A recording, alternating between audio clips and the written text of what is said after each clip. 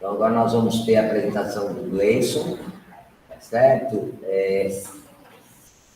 No tema de CCUS, não é isso? Gleison, então agora a palavra é toda sua e obrigado mais uma vez. Bom, pessoal, boa tarde a todos. Estarei dando continuidade na apresentação dos seminários. E hoje, de forma específica, eu vou estar comentando um pouco com vocês sobre o dióxido de carbono, as formas de captura, armazenamento e utilização. Só dando um panorama geral a respeito do dióxido de carbono, é necessário levar em consideração alguns tópicos importantes sobre ele. O primeiro deles, em relação ao aquecimento global. O aquecimento global se caracteriza pelo aumento da temperatura média da Terra, certo?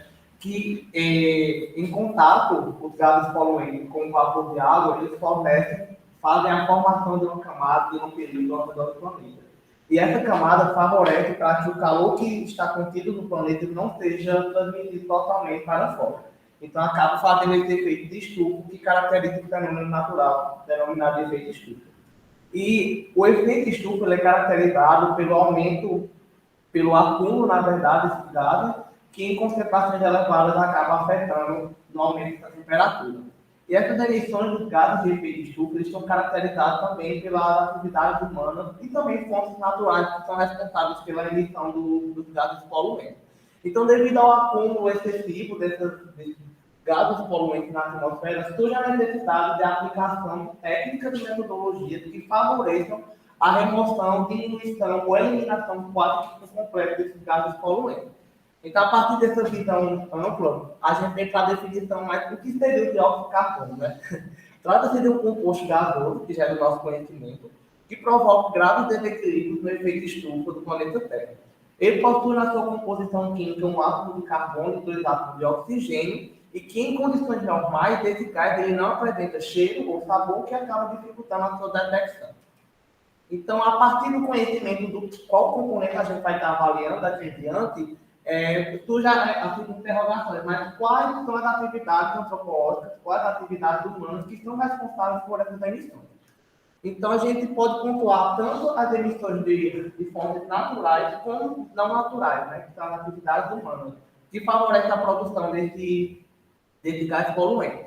Então, aqui eu trago destaque para 5 dessas fontes. A natural, sendo caracterizada pela fermentação entérica, que é responsável, que é emitida pela digestão dos animais, e temos as outras 4, que é caracterizada pela produção industrial, termoelétrica da base de combustíveis fósseis, transporte e o desmatamento. Todas essas 4 são caracterizadas pelas atividades humanas, né? As atividades antropológicas, que são responsáveis pelos altos índices e as altas emissões desse componente na nossa atmosfera.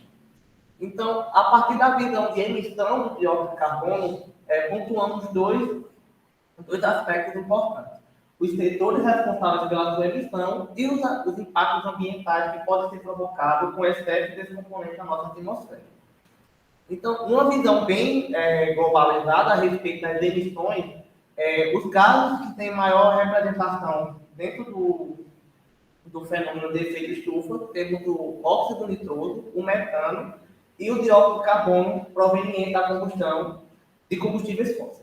Então, a gente pode observar nessa ordem cronológica que foi fornecida pelo painel intergovernamental de mudança climática, que foi fornecido no ano passado, em 2022, que de 1990 até 2019 ocorreu um aumento gradativo do dióxido de carbono proveniente da queima de combustíveis fósseis, o que acaba atribuindo ao dióxido de carbono como sendo o maior representante do efeito estufa, o que acaba sendo explorado maiores tecnologias para a sua remoção e diminuição. Temos também a contribuição dos gases, como a gente pode observar ao longo dos anos, porém, o dióxido de carbono é o que apresenta com maior majoritariedade. Então, ao avaliarmos os setores responsáveis por essa emissão específica do dióxido de carbono, no caso do cenário brasileiro, a gente observa que ele subdivide em 5 grupos.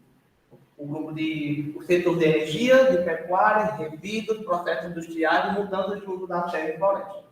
A gente, ao observar esse gráfico, a partir do ano de 2004, que a gente começa a observar essa queda, é importante ressaltar que essa queda é mais representativa para o setor de mudanças de uso da terra. Mas, veja, o porquê dessa mudança ser mais significativa para esse setor? Devido à lei de projetos que são constantemente aprovados para que ocorra o uso de forma consciente da terra, com projetos de reserva, conservação de reserva, isso acabou afetando significativamente nesse setor, o que acabou sendo evidenciado ao longo dos anos que ocorreu uma redução. Mas, em contrapartida, um setor que vai contra o uso do consciente da terra, pode dizer assim, é o setor de agropecuária. O Brasil mundialmente é conhecido como um país do agronegócio. Então, como consequência desse tipo, anos após anos, a gente observa um avanço tecnológico e, como consequência desse avanço tecnológico, surge equipamento, surge a demanda de território para que ocorra o plantio de forma mais exacerbada, devido às demandas que temos continuamente. Então, devido a esse crescimento e o avanço tecnológico, o setor de agronegócios acabou tendo um crescimento gradativo lento, mas, porém, bem significativo ao longo dos anos. E quando avaliamos os impactos que são ocasionados pelo excesso desse gás poluente na atmosfera, podemos citar o aumento da temperatura média da Terra, o derretimento das calóricas que está associado à elevação do nível do mar. Temos também a acidificação dos oceanos, bem como mudança nos padrões de precipitação e também intensificação dos fenômenos naturais, como seca, enchente e furacões.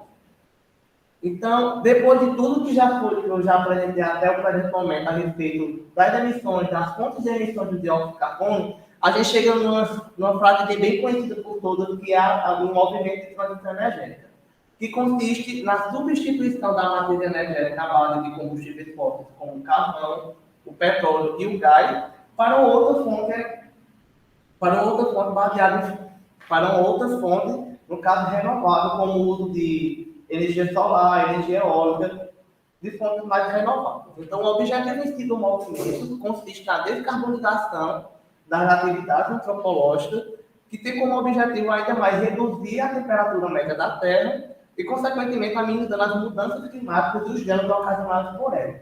Então, a partir do conceito de transição energética, vem sendo incorporado de forma bem contínua a necessidade de tecnologia e até mesmo de métodos que venham promover a redução desse componente que se encontra de forma tão presente na nossa atmosfera. Então, a partir desse conhecimento, surge a necessidade da incorporação de técnicas como captura de dióxido de carbono para que eu possa reduzir e mitigar o máximo possível desse componente no nosso contexto. Então, a partir disso, eu trago essa imagem bem genérica sobre as plantas CCUS, que consiste na captura, armazenamento e utilização. Sendo que a planta em si, ela é bem complexa e tem inúmeras tecnologias que estão acopladas dentro dela. E ela se subdivide em duas, que é a CCU, que é a captura e utilização, e a CCS, que é a captura e armazenamento. Então, nessa primeira etapa, onde ocorre a captura, são implementadas técnicas e até mesmo metodologias que vão de acordo com a sua necessidade, de acordo com a fonte que você está avaliando. Então, se eu quero fazer uma captura de uma fonte como uma refinaria, então tem metodologias e técnicas que são mais eficientes para esse cenário. Então, a partir da etapa de captura, o CO2 ele é então comprimido e direcionado à etapa de transporte. Esse transporte tanto pode ser realizado em navios, como através de gasodutos, onde eles estão direcionados ou à etapa de utilização ou à etapa de armazenamento. Sendo que esse armazenamento ele também se subdivide em dois. Tanto eu posso fazer armazenamento terrestre, em terra, como também em alto mar. Então, a partir desse panorama geral sobre as unidades de CCUS, eu vou falar um pouco mais detalhado sobre as tecnologias de captura em fonte estacionária. E é possível encontrar várias tecnologias disponíveis para essa etapa de captura, que podem ser aplicadas em usinas de energia, instalações industriais, fábricas de cimentação, refinaria, e elas se categorizam em quatro. Sendo que essas três primeiras, a captura pós-combustão, pré-combustão e off-combustão, elas são normalmente aplicadas em fontes que têm altas concentrações de CO2 para serem capturadas. Já essa captura direta de ar, ela é aplicada, porém, em ambientes com baixas concentrações do componente. Eu vou apresentar de forma assim, bem genérica como é que é o funcionamento para cada uma dessas capturas, para que a gente possa compreender melhor qual é o princípio de cada uma delas. Então, na etapa na tecnologia de captura pós-combustão, como o próprio nome já diz, a captura acontece após a combustão do combustível, né? Então, na presença do álcool, o combustível ele passa pelo processo de combustão, onde é gerado um gás de queima, e nesse gás de queima é apresentado tanto o dióxido de carbono como outros gases, como o nitrogênio, como o metano. Então, esse gás de queima é submetido à etapa ao processamento de captura, onde, de acordo com a metodologia que vai ser aplicada, será separado o dióxido de carbono dos demais constituintes. Então, aqui temos a retirada do CO2 com molécula de água e, como consequência da separação dos outros componentes, no caso do nitrogênio. Já na etapa na captura pré-combustão, como o nome já diz, acontece antes da combustão, a etapa de captura.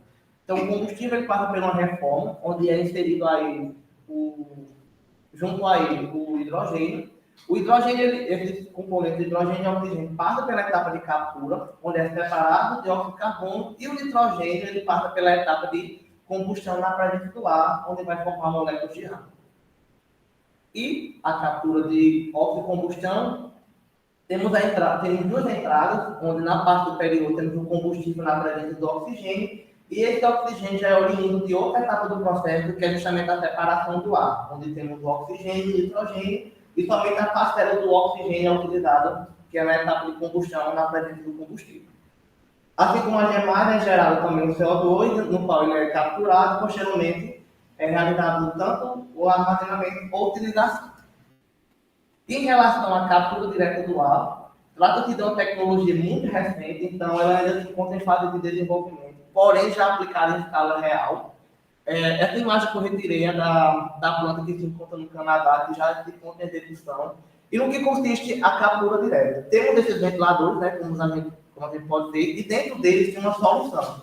Essa solução vai ser responsável por fazer a captura do CO2. Então ele vai sugar o ar que está ao redor dele, e a molécula de dióxido de carbono entrar em contato com a solução, de forma direta vai ocorrer o envoltório dessa molécula e, consequentemente, a captura.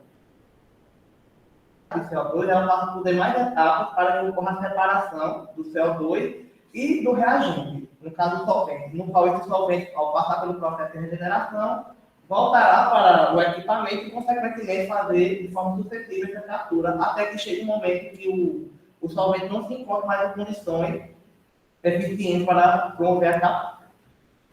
Então, Gleison, você falou sobre captura, mas quais são as tecnologias que são utilizadas para que eu possa promover a captura do CO2?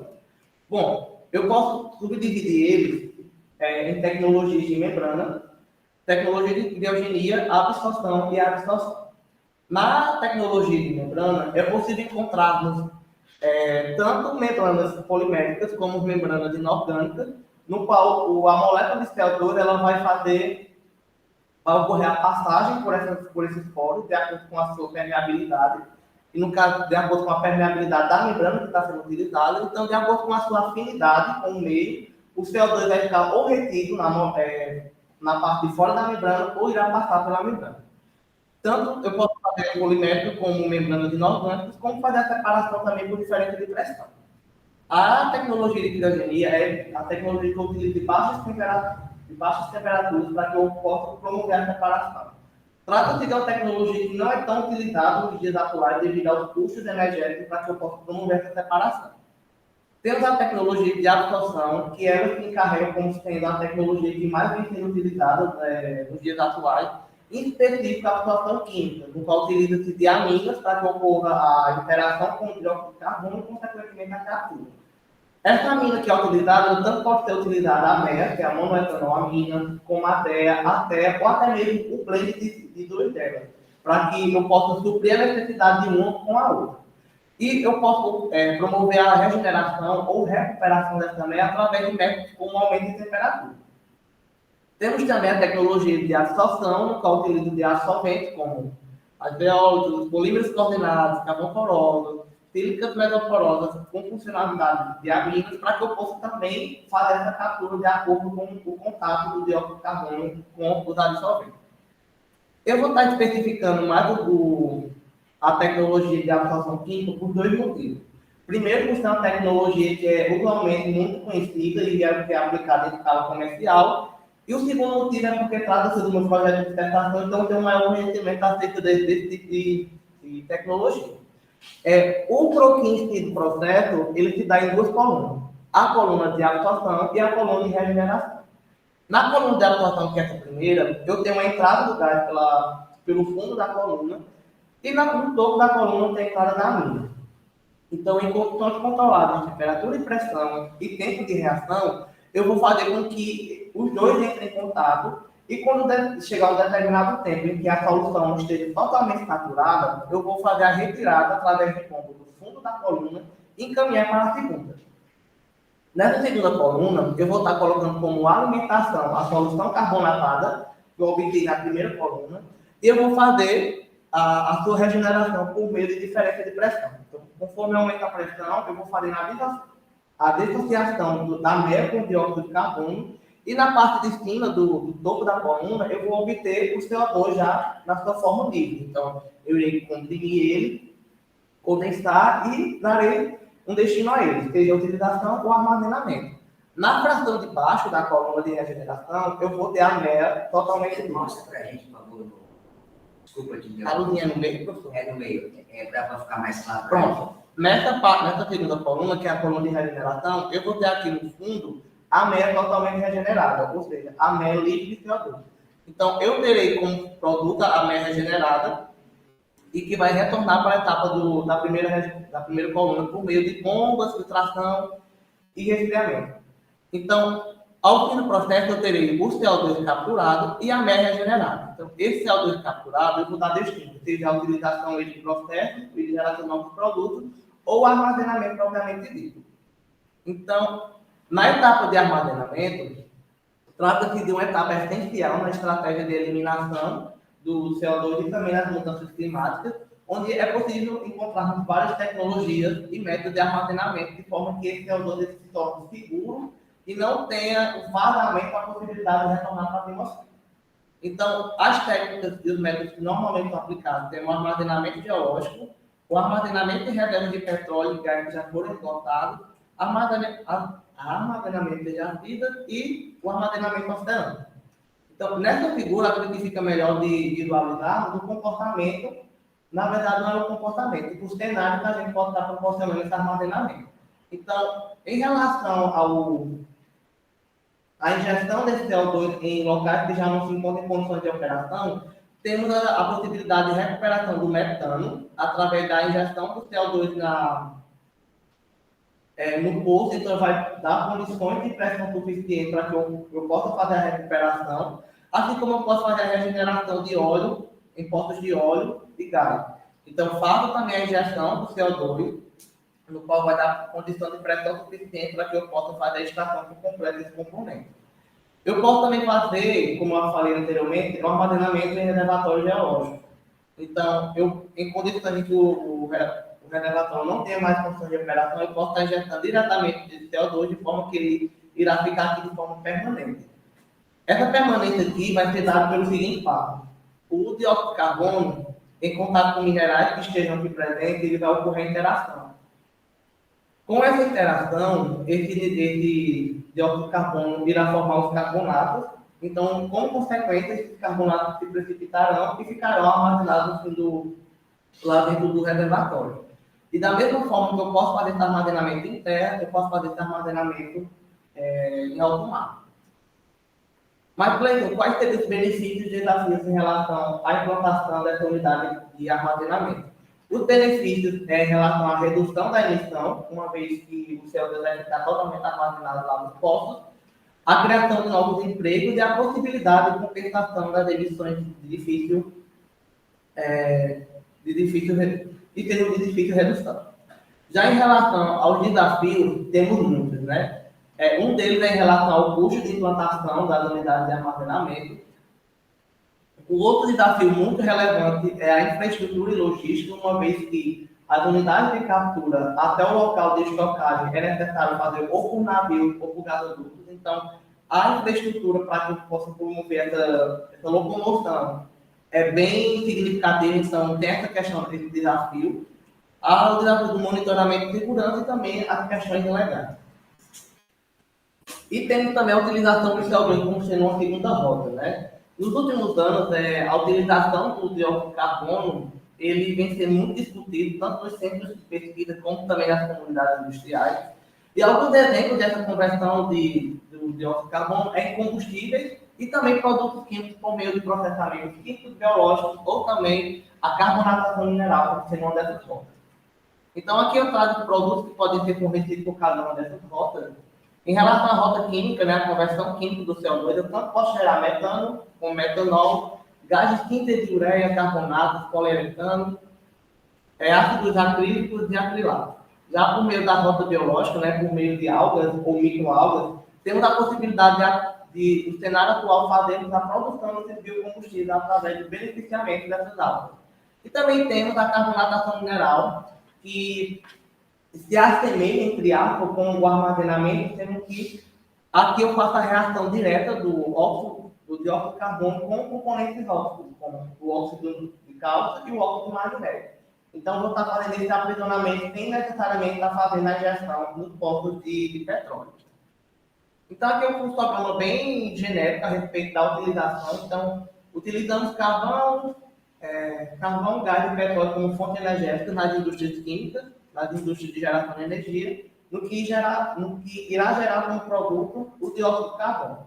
Esse dióxido de carbono ele será beneficiado nas indústrias químicas através da sua utilização, no qual vai gerar produtos químicos. Esses produtos químicos tanto podem ser aplicados para a produção de materiais, como plásticos e outros produtos, ou também para a produção de combustíveis, né? E apesar de ser um ciclo de serem utilizados e retornar para a atmosfera, trata-se de um ciclo que é reduzido comparado aos demais. Uma vez que eu vou estar utilizando, o CO2 já foi emitido. Então, chegamos na finalização da apresentação falando um pouco sobre o mercado de crédito de carbono. Esse mercado de crédito surgiu a partir da criação da Convenção dos Quadros das Nações Unidas sobre Mudanças Climáticas, que aconteceu na ECO 92, no Rio de Janeiro. Então, esse mercado de carbono ele se deu como um marco que mexeu com a economia na época, no que favoreceu uma movimentação acerca de como que eu irei comercializar um crédito. Então, o mercado de crédito ele consiste no seguinte conceito, que é a conversão de 1 tonelada de dióxido de carbono corresponde a um crédito de carbono. E esse crédito pode ser negociado no mercado internacional, e a redução das emissões dos gases, que são geradores de efeito estufa, como o metano e o óxido de nitrogênio, como eu falei anteriormente, ele também pode ser convertido em crédito de carbono. Mas, nesse caso, por não ser o carbono propriamente dito, ele recebe a denominação de carbono equivalente. Então, o mercado de crédito, né, trata-se de uma moeda que ela é utilizada por empresas que possuem um nível de emissão muito alto e que, para recompensar ou compensar as metas que não foram batidas, eles podem comprar esse crédito de empresas que estão batendo a meta. Como é que eu posso explicar isso de forma mais dinâmica? Eu tenho uma empresa A. Essa empresa ela não está batendo a meta anual de emissão de CO2. E temos uma empresa B que está com a meta já batida e já está com um pensamento mais à frente, na meta seguinte. Então, essa empresa que eu não consegui bater as metas, eu posso estar comprando créditos que já consegui, de forma que eu possa compensar legalmente as emissões que eu não estou batendo. Então, com essa compra de crédito, acaba que eu normalizo a situação. Então, como eu estou comprando crédito, então, legalmente eu estou batendo a meta, né?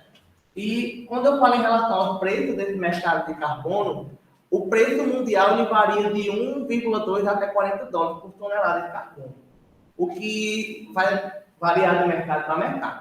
E o preço médio atual desse valor de crédito está aproximadamente em 37 dólares, né? Só que, quando eu vejo o cenário brasileiro a respeito do crédito de carbono, o valor aproximado que está sendo estipulado atualmente é em torno de 5 dólares, né, ou R$26 por tonelada de carbono.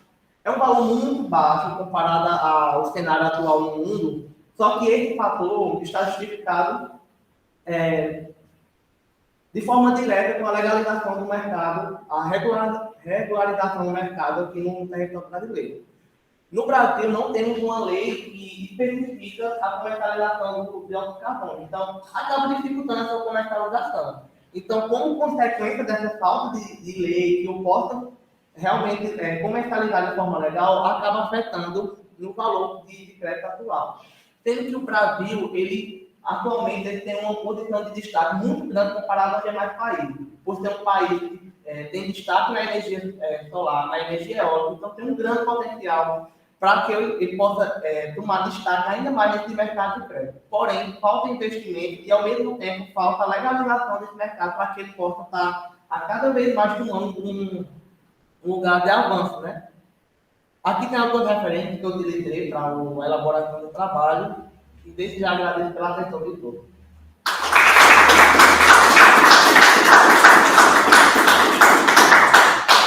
É muito bom, Gleison. Não tira não, bota aquela foto que tem a terra chorando, tá tudo bonito. Assim, antes de eu começar a perguntar, alguém gostaria de participar, fazer perguntas, algum comentário? Eu acho que é o primeiro, é esse aí, tá muito legal. Achei ótimo essa fotografia. Essa imagem. Alguma pergunta aí? Eu fiquei só, vou fazer uma pergunta, só uma dúvida lá na parte que tem o processo de absorção. Na primeira coluna, o que é que sai assim? Acho que eu não prestei atenção mesmo que você falou. Ótimo. É da absorção, né? Sim, no fluxograma, né? Sim. Tem essa aqui, sai assim. Saber mesmo, não? Só para saber. Esse. Aqui, né? Essa parte que sai em cima. Essa parte de cima? Sim, o que está saindo em cima. Foi isso que eu fiquei. Então, eu acredito que seja o que não foi capturado, que está sendo emitido para a atmosfera. É o gás tratado, né? Isso. Porque quando eu faço a absorção, eu quero um máximo de eficiência. No caso, eu quero um máximo de captura. Então, vai variar também de acordo com qual solvente eu estou utilizando. Porque não significa que ao utilizar a MER eu terei 100% de captura. Então, terei uma pequena parcela que não será capturada, que será saída nessa fração do todo. No caso, vai direto para a atmosfera.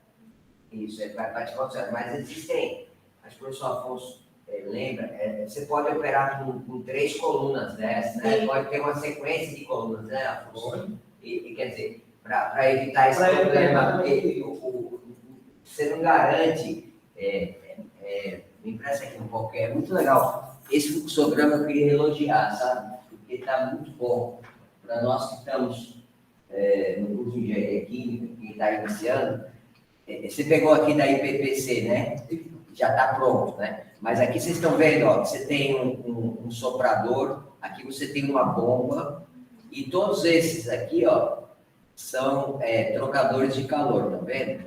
E aqui você tem um tanque, e aqui você tem uma coluna absorvedora e uma coluna de stripping, que é uma, como é que também outro nome? Regeneradora. Regeneradora, exatamente, regeneradora.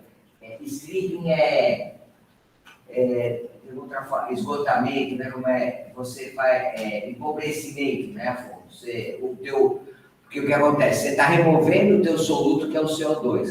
O stripping, você está regenerando o que você vai precisar para entrar de novo no sistema. Isso, você está removendo o soluto e está regenerando a amina, no caso, que é o solvente. Que é o solvente. Isso. Então, esse é um processo muito... Você destacou esse processo, não foi, Gleison?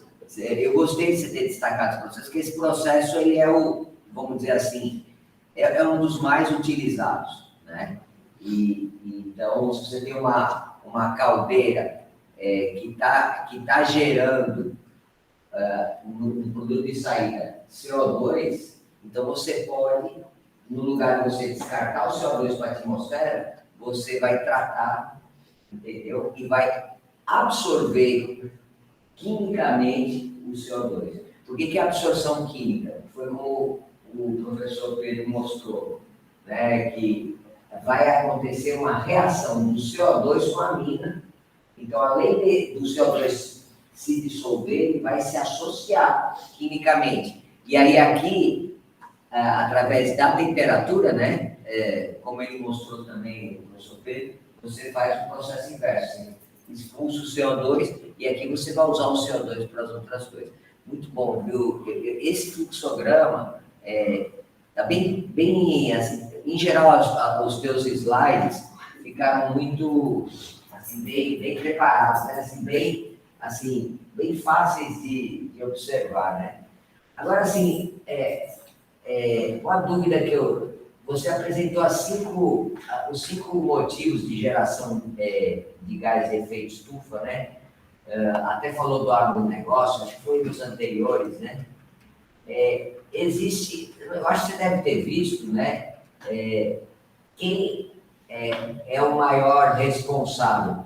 Aí dá para ver que é energia, né? Energia, mas assim, na introdução mesmo que você mostra, aí dá para ver quem está gerando mais CO2, é isso? Porque assim, cada setor desse é responsável por uma parcela, digamos assim, né, para a emissão do dióxido de carbono específico. Uhum. Não, melhor dizendo, aqui está englobando todos os gases de efeito estufa, dióxido, metano. É por isso que o agronegócio o agropecuário entra com um valor razoavelmente alto. Isso, aí ele começou de forma assim, expressiva, mas não tanto como a mudança de terra. Aí, ao passar do tempo, a gente observa que uma evolução lenta, mas bem significativa, onde aqui no final, no que foi contabilizado em 2021, ele se associa muito às mudanças do uso da terra. Quando a gente chama de uso da terra, o que seria? Desmatamento? Isso, exatamente. Exatamente. Esse verde, né, que você está falando? É o desmatamento, né? Volta nos primeiros slides. Acho que é daquele esse daí, né? Aqui as fontes dessa parte antropológica, né? Os transportes não são os maiores responsáveis pela quantidade de CO2 que está saindo? Ou existe uma estatística disso? Porque aquele gráfico mais ou menos mostra isso, né? Uhum. No Brasil. Mas meu sentimento é que os transportes estão... não sei, é a minha dúvida. Tanto o transporte como os processos industriais, ele tem uma contribuição muito significativa na emissão do dióxido de carbono. Sendo que quando eu faço essa avaliação no cenário brasileiro, a gente observa apenas a contabilização do cenário de produção industrial, onde para o caso do Brasil, ele não tem tanto destaque como para em outros países. Exatamente, porque essa classificação ele é mais incluído aqui no Brasil, porque de país para país eles podem aumentar mais um setor ou reduzir outro. Em pesquisas que eu já venho desenvolvendo, eu vejo que em outros países ele contabiliza a emissão por transporte. Aí sim, quando contabilizo com a emissão responsável pelo setor de transporte, eu vejo um comportamento totalmente diferente do fluxograma. Eu vejo uma contribuição maior em comparação a outros setores. Exatamente. É isso que eu queria ter a certeza. Inclusive, eu estava aqui pensando, né? Por que num automóvel separado não tem um sistema de absorção do CO2? Eu achava que ficava interessante. Isso era uma ideia que eu tive quando estava Ele tem aqui um catalisador. Tem um catalisador que ele não vai zerar, mas vai diminuir. Ele diminui e esse CO2 vai para onde? Não, ali é uma reação feita aí que... Eu sei. Ali, no caso... Essa reação evita que uma quantidade bem maior de CO2 sai, mas o CO2 sai. Com aquele negócio sai. Eu sei, mas aquele catalisador, ele tem um limite de com certeza. capacidade. Então, ao longo do tempo, quem é que troca, quem é que está fazendo isso, né? Entendeu? Esses catalisadores, o problema, Oswaldo, é que aqui no Brasil... Você entendeu? O problema no Brasil é que a situação do Brasil é tão benéfica em função do tipo de energia que ela tem, tão benéfica, que ninguém está indo muito atrás disso, não. Antigamente tinha um negócio, você tinha que passar, quando ia embarcar o carro todo ano, tinha que botar lá o carro para ver quanto ele estava. Na França, quando eu morei lá, 40 anos atrás, já tinha esse tipo de coisa. Eu nunca fiz, não. Eu comprei um carro que era segunda mão, olhei e tinha lá o negócio de emissão de gases, aquele negócio todo, já existia. Mas a situação do Brasil é tão boa que eles esqueceram isso. E era para ter. Agora, quando o catalisador desse pifa mesmo, ele vai pifar, vai saturar. A palavra é essa, saturar, que ele vai ter uma reação nenhuma. Ele vai Isso deixar depois de 100 mil quilômetros. Entendeu? Ninguém vai. E se já passou pelo quinto domo, ninguém vai ficar enterrando a cabeça do quinto domo para trocar a catalisador. Não, é verdade, mas é um assunto que é porque a gente está em situação confortável, como dá para ver nesse gráfico. Agora, assim, você tem alguma referência dessa carbonatação que você usa óxido de cálcio e como é que é? O óxido de cálcio ou o E magnésio? a óxido de magnésio, é. Ali que você mostrou, mostra hoje, foi Aqui. esse aí, a carbonatação mineral, é. Você tem alguma referência desse processo aí? Tem como eu falar, porque isso aqui, como eu direi, tipo uma referência, um artigo referente, então ele só citou assim, como é que acontece. Mas o processo em si de carbonatação mineral, ele se assemelha um pouco com o armazenamento em reservatório geológico. Sendo que aqui eu tenho uma condição bem mais controlada, porque aqui eu posso fornecer o dióxido de carbono, o óxido de carbono e o óxido de cálcio nas condições satisfatórias para que eu promova essa interação do nitrogênio e do óxido de carbono com esses óxidos. Isso. Então, E aí ele vira carbonato de cálcio e carbonato de magnésio. exatamente. Aí lá no E fica estocado. e fica estocado. Aí esse material formado, esse carbonato, tanto eu posso aplicar ele, por exemplo, numa pasta de cimentação, como em outros materiais para a área civil, por exemplo. Para que eu não possa fazer apenas a estocagem, mas também fazer a utilização dele. Gleice, se você conseguir uma referência disso aí, você me passa, por favor. Se você conseguir, Isso aí é relativamente simples. Agora deixa eu te dizer uma coisa. Essa carbonatação, isso a turma puxa aí, coloca tudo que pode. Não existe na natureza o óxido de cálcio. O óxido de cálcio já é obtido através da descarbonatação. Se calcina o calcário, calcina o carbonato de cálcio, e você vai ter o óxido de cálcio e vai ter o CO2. Aquele óxido de cálcio ali é o que ele está falando de carbonatação. Tem a reação inversa, é você jogar CO2 no carbonato de cálcio. Isso, eu sei, que você, com o processo térmico, você transforma em óxido de cálcio. É o que acontece lá em Mossoró. Certo. E isso aí o que é? Você quando está com óxido de cálcio, você não vai jogar depois CO2 nele, vai voltar a ser carbonato de cálcio. Você pode fazer o processo, você pode fazer com água, junto com a ajuda de água. Com água, com esse óxido de cálcio, Isso. você vai fazer o hidróxido. Isso. É o hidróxido de cálcio que vai reagir e vai formar o carbonato de cálcio. Não, o carbonato de cálcio é o óxido de cálcio com CO2. CaO mais CO2 dá CaCO3. Não, eu sei, Afonso, você está falando. Então, quando você faz a decomposição térmica do carbonato de cálcio, vira óxido de cálcio. Certo. Beleza. Quando você pega o óxido de cálcio e dissolve ele em água, Dá hidróxido de cálcio. dá hidróxido de cálcio. Pronto. Se você borbulhar CO2 numa solução de hidróxido de cálcio, você pode precipitar carbonato de cálcio. Eu acho que é esse o processo que eu queria dar uma olhada. Isso aí realmente minha cabeça não está Não tá ligado nesse negócio. Porque aí você captura o CO2, entendeu como ele está falando, na forma precipitada, entendeu? E assim, na parte que você, eu acho que é o próximo slide, isso das microalgas está muito, não, acho que é mais um ainda, mas os próximos, Você mostra do petróleo, que eu acho que faltou você falar, eu acho que é bom, não é que faltou, anterior que tem os postos de petróleo, isso aí, né? Então, nesse caso do meio, você tem um posto produtor de óleo e gás, não é isso? E você introduz o CO2. O que o CO2 faz? Ele se dissolve no petróleo.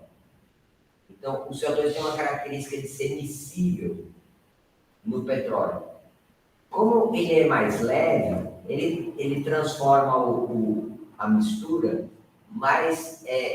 menos viscosa para fluir melhor para cima, entendeu? Então, essa é uma aplicação nobre em recuperação avançada do petróleo, né? Agora, existem outros aspectos logísticos, operacional não é tão simples, né? Isso está sendo muito usado. Usando o que você disse aí, ele se dissolve no petróleo, torna mais fluido e aumenta a pressão. Aumenta a pressão. Isso, exatamente. Para poder produzir, exatamente. Então, essa é uma aplicação nobre, mas assim, um reservatório já, como é que chama? Maduro, né? Você colocar o petróleo lá, aí ele só vai ser, como você falou, estocado, né? Ele não vai ter utilização. E a química do CO2 está sendo muito estudada para converter em materiais, porque tem carbono, né? Só que ela é custosa, né? Porque o CO2 é um produto final de oxidação, né? Então você, como o professor Afonso estava falando, você trazer um processo inverso, tem bastante gente estudando. Mostra lá, acho que faz metanol, pronto. Bom mesmo é botar na cerveja. Aí. Não está na cerveja. Mas para botar na cerveja, para botar nos alimentos, tem que passar por um processo de purificação. Mas aí, tá vendo? Ó, eles estão pensando em produzir metanol, gás de síntese, ureia, então, todos esses que vai ser no curso de refino, né, Afonso? Mas essa conversão química do CO2 está sendo motivo de muito estudo, porque... Tá na moda. Tá na moda. As microalgas, você falou, é muito certo. Você consegue engordar uma microalga, que é o processo de fotossíntese, tá certo? Que a microalga faz, né? Ela captura o CO2 e se alimenta. É interessante isso também. Está acontecendo também. Que antes não tinha consciência, hoje está muito mais forte. Mas o que o professor Afonso falou é super verdade. A gente não está muito preocupado com o escapamento dos carros. Não está. Eu acho, professor, que é porque se eu for fazer essa adaptação do processo de absorção em um carro, por exemplo, vai sair muito custoso. Então, é mais economicamente viável fazer como esse processo de utilização de catalisadores, que financeiramente é mais econômico do que eu fazer uma adaptação de um processo de adaptação para comprar um carro. Então, seria interessante, porque eu estaria reduzindo em torno, sei lá, 80%, 90% do CO2 que é emitido pelo transporte. Mas, se eu for pensar do lado financeiro, é quase 100% inviável fazer essa adaptação. Mas não dê essa ideia para aqueles biólogos, aquela turma, não, vai atrás, ele vai entregar a vida de todo mundo. É provável, viu? Agora, assim, que com certeza, se fizer uma estatística, cada carrinho dá a sua contribuição, eu tenho certeza. Porque depois de um certo tempo, esses catalisadores... É o problema do Brasil, desse negócio que eu falo, quando a gente é trabalhando de crédito de carro. Esse Brasil, acho que isso funciona. Isso funciona só nessa comunidade. Isso é uma opinião minha, certo, pessoal? Isso é uma opinião minha. Eu acho que tem certas coisas que cada um tem que estudar para ter sua opinião. Não porque eu estou dizendo isso, você, um ou outro, sair repetindo para ver. Não é por aí. Eu estou dizendo isso baseado no que eu sei, no que eu vejo, tudinho. Pode ser que ele esteja errado. Tem coisa bem que eu não vi ainda, essas coisas todas. E é que eu acho a coisa mais linda dentro da universidade. É cada um procurar, ver, discutir esse negócio. É por aí que anda na universidade. Não essas porqueiras que tem aí. Geralmente é. Tá. Mas voltando a esse negócio aí. Então, esse crédito de carbono é uma coisa que o Brasil é para ter crédito de carbono. 80% da gente acabou de ver que esse ano, se teve uma coisa que esse ano a gente bateu aqui, mesmo com essa transição energética, esse negócio, nem vocês fizeram no relatório de vocês, que eu vi, mostrando tudo, 80% da energia do Brasil é energia limpa, energia elétrica é energia limpa, é mais ou menos, né? É energia limpa mesmo. Então, isso aí, quando os outros estão queimando carvão, queimando óleo, tudo, e a gente está com energia limpa, totalmente renovável. O que a gente peca mais é exatamente no setor de transporte. É exatamente no setor de transporte onde a gente polui. Mas não é só a gente que polui, não, um montão que polui. Tá certo? Então, o Brasil, em relação a outros países, está na frente mesmo. Veja se recebeu um centavo desse negócio aí. É só bunda mole falando que tem que não sei o quê, tem que preservar, não faz nada para isso, mas quer ficar botando o dedinho aqui na das coisas. E eu ainda digo mais, Porque, politicamente, esse negócio é uma coisa boa, danada, de meter pau em governo, porque está sendo devastada a Amazônia. A Amazônia está sendo devastada mesmo. Mas sabe quem está devastando a Amazônia? O bolsonarismo. Traficantes. São os traficantes. Queimando ali um bocado, vendo aquela madeira, porque não é como se fala traficante hoje em dia. O cara que entra para a maldade, não entra só para o tráfico de droga, não. É para madeira, é para droga, é para escambau. Tudo que tiver dinheiro do bolso do sujeito, o sujeito está fazendo isso. Então, por isso é dificílimo você acabar com um desmatamento desse aqui no Brasil. E não tem essa história, não. No governo passado era um desmatador. Esse ano, 6 meses. O negócio está muito pior do que o que aconteceu no passado. Cada mês que aumenta lá no Cerrado ali, cada mês que passa, sai aumentando a devastação. Está acontecendo isso. Não tem mais nada que o governo anterior. O governo atual. Maior do que o passado. O maior, eu vi isso, nos últimos, no mês passado, em junho, foi o maior desmatamento nos últimos 16 anos.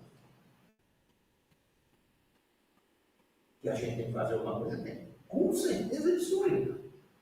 Mas o que se vê muito é muito nhenhenhê, muita politicagem e nada prático.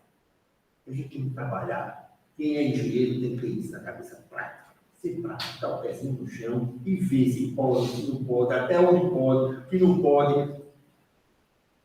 Sempre fazer uma relação. Você tem um número na sua cabeça para você saber se é muito ou se é pouco, o quê? Quando você faz uma relação àquele número. Então, é isso o papel do engenheiro. Ter essa ideia. E não aquele negócio que você enche 3, 4, 5, 10, 20 páginas e não diz nada. Se prender, não sai uma frase. O engenheiro é uma pessoa mais pragmática, mais cartesiana, diz as coisas tudo bem direitinho, em 2, 3 linhas. É por isso que eu gosto da minha profissão. Minha profissão é boa, por isso que eu gosto. Minhas conversas são curtas, pé no chão mesmo, ou então nas perguntas, ou então eu passo logo para a zona, né? Brincando com as rodinhas, não, às vezes Tá bom. Vamos lá, vamos terminar que tá muito legal. Tem alguma pergunta mais sobre o curso que a gente está terminando, né? Só temos mais 2 semanas, né, Afonso? Então, tá. Tem quantos ainda para. A gente ainda tem a Glória, a Isabela. Quem vai hoje mais? Hoje não vai mais ninguém, hoje já terminou. Terminou? Terminou. E aí. Olha, se não tiver na próxima semana. Eu Se não tiver, não daria para terminar na próxima semana, não. eu pensei nisso. Deixa eu até falar uma boa tarde a todos. Boa tarde.